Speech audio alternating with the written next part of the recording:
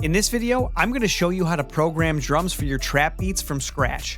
This is the second video in my new How to Make Trap Beats for Beginners series, so make sure to watch the rest of the videos to level up your hip-hop and trap productions. As usual, I'll be producing in Ableton, but you can follow along in any DAW. That being said, let's jump right into it. The first and one of the most important steps in programming a top-tier drum arrangement is sound and sample selection. Whether you use audio samples or program your drums in MIDI, this can still make or break your beat. You can have the most complex drum arrangement, but if the sounds are low quality or don't work with your melody, it can potentially kill the vibe of your beat. Some of my favorite places to get high quality samples are from machine expansions, VST libraries like Battery, and from sample libraries like Splice.com. If you want some free drum samples to use in your beats, I'm actually giving away 2 drum packs and an 808 pack that I made specifically for hip hop and trap completely for free.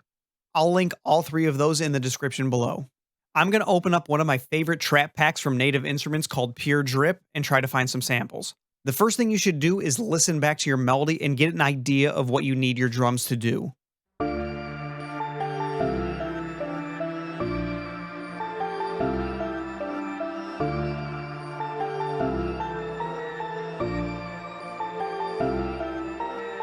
In this case, I want a punchy kick that can cut through the mix, and then I think I want a snappy snare, probably the typical trap sound that you hear in most songs, and then finally I want a nice tight hi-hat. I like to start by laying out my snare or clap first, which helps me get the tempo down, so that's what I'll look for first. One really good way to see how a sample is going to work in your beat is to play your melody while you audition samples, but you don't always have to do this if you already know what you're looking for.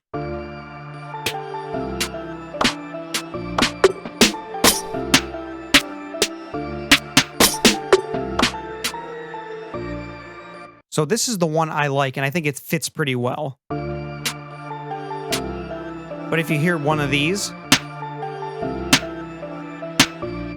that's an example of a bad choice because it's very dull and it doesn't really fit. So choosing this snare would probably lessen your beat. So I'm going to drag the one in that I like and start layering out my snare. I'm going to lay this out on every third beat to get our groove going.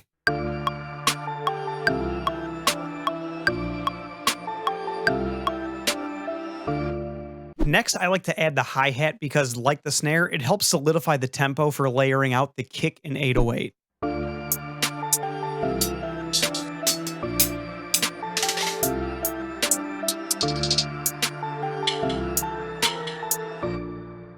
I think this one sounds pretty good, so I'm going to drag that in. And then this one right here is a pretty good example of a bad sample. You can hear how crisp the first one is. It really pops through. This one, it's really dull, doesn't have any life in the high end, so you won't really hear it, and it doesn't add anything to your beat. So I hope that helps you see the difference between a good and a bad sample. I typically like to start with a straight 8th note or 16th note pattern, then add some rolls to fill it out if the pattern needs it. And one thing I like to do if I'm using audio is to take my second sample and bring the gain down a couple dB. 2 usually works pretty well. And what that does is adds a little bit of movement to the hi-hats and makes them less static. So I'm going to duplicate this across, and let's give that a listen.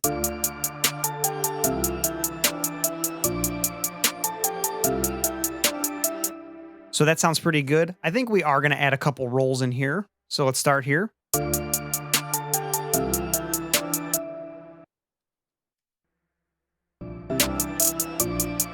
I don't personally like to get too crazy with the hi-hat rolls, but you can play around with different speeds and see what you like.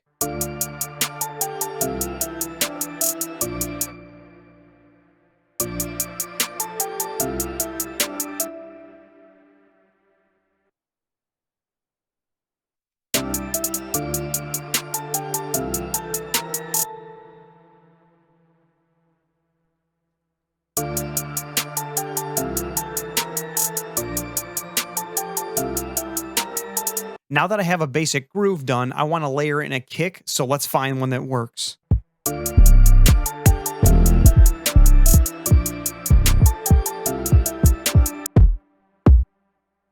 I think I like this one, so I'm going to drag that in. So here's a good example of a bad kick drum. You can hear that it's really muffled. It doesn't have a lot of energy, and it doesn't have any top end, so it doesn't cut through the mix. So in context, it sounds like this.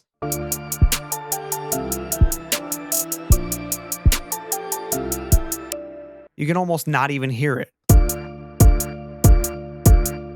You can hear a vast difference just by the sample at how it cuts through the mix. So that's going to need way less processing than this kick down here. So I'm going to start by laying out a kick pattern.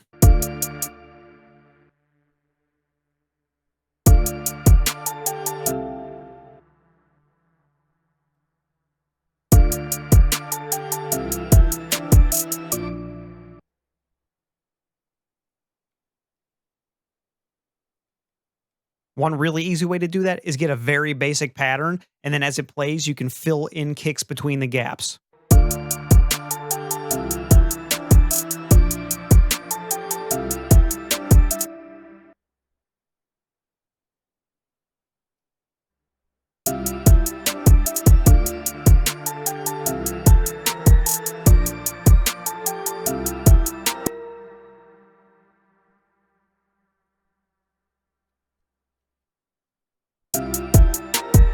Finally, let's add an 808. I know I want a smooth, subby 808 that isn't too gritty for this beat, so I'm going to use an 808 that I made in Sublab XL.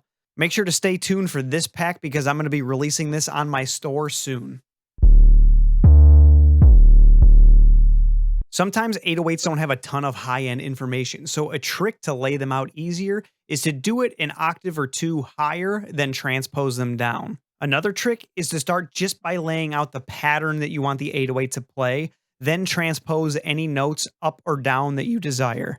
It makes it easier because the notes are already in place and all you have to do is find the pitch that you want them to play in.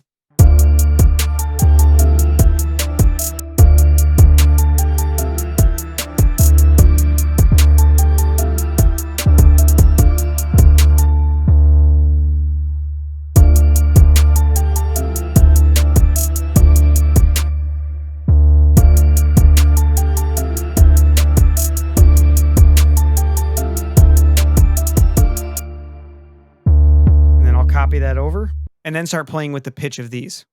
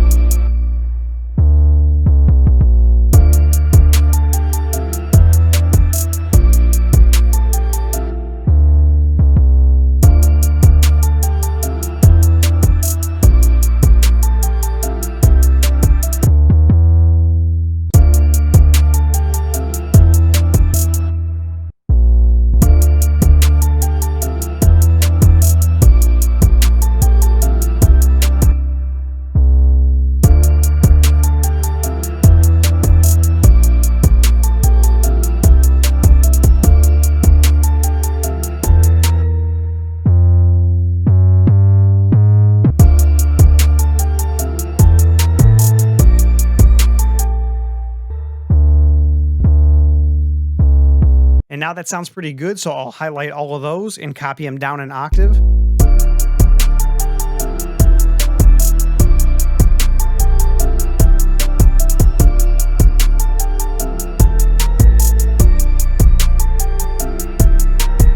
Now that's sounding really good, but I think the drum pattern needs a little bit of flair.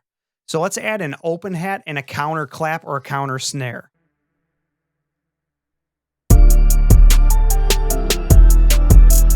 And I think I'm actually going to move that to the second bar and the last bar.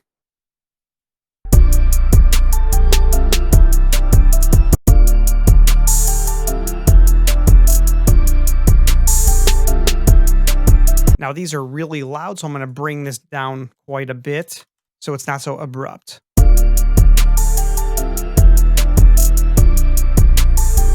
That sounds better. One final thing you can do to fill out your drums a little more is to add a percussion loop of some sort.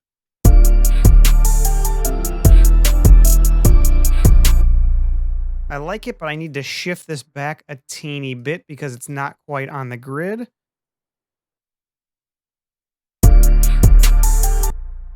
And I'm actually going to have to cut this up.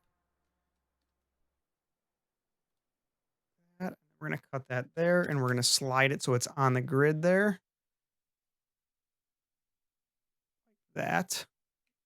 And then we're going to duplicate that all the way across.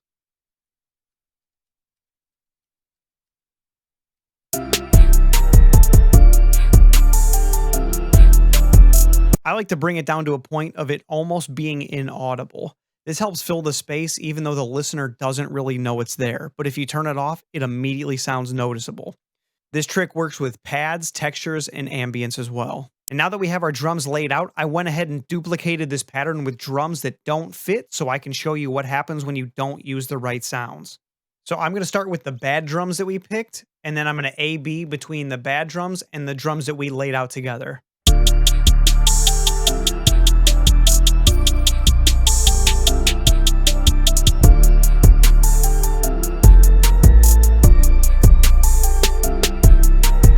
See the difference? Just taking the time to pick the right samples for your beat really makes the difference. With these drums, they're really lifeless and dull, and with these drums, they're really bright and punch through the mix and are very in your face. But now that the drums are done, it's time to arrange our beat, so click here to move on to the next step.